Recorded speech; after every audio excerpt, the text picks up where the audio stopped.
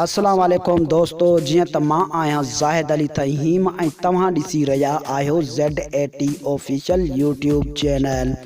दोस्तों अॼु जी हिन वीडियो में मां तव्हांखे ॿुधाइण वारो आहियां सिंधी गीतनि जो शहनशाह शमन अली मीराली जे पुट शहराज़ मीराली जे बारे में कुछ ॿुधाइण वारो आहियां।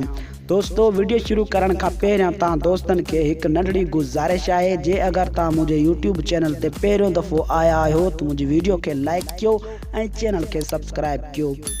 जी दोस्तों मां तव्हांखे ॿुधाईंदो हलां त शहराज़ मीराली जो एल्बम नंबर 3 अची रहियो आहे। दोस्तों मां तव्हांखे ॿुधाईंदो हलां त ही एल्बम कहिड़ी कंपनी में ईंदो ऐं कॾहिं ईंदो। जी दोस्तों मां तव्हांखे ॿुधाईंदो हलां त हिन एल्बम जी रिकॉर्डिंग इरफान समो जे स्टूडियो ते थी रही आहे ऐं ही एल्बम SM प्रोडक्शन में ईंदो।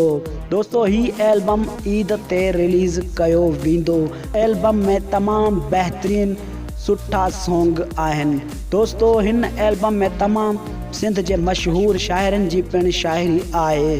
दोस्तों अॼु जी नंढड़ी वीडियो तव्हां दोस्तन के पसंद आई हुजे तो मुझी वीडियो के लाइक कयो ऐं चैनल के सब्सक्राइब कयो।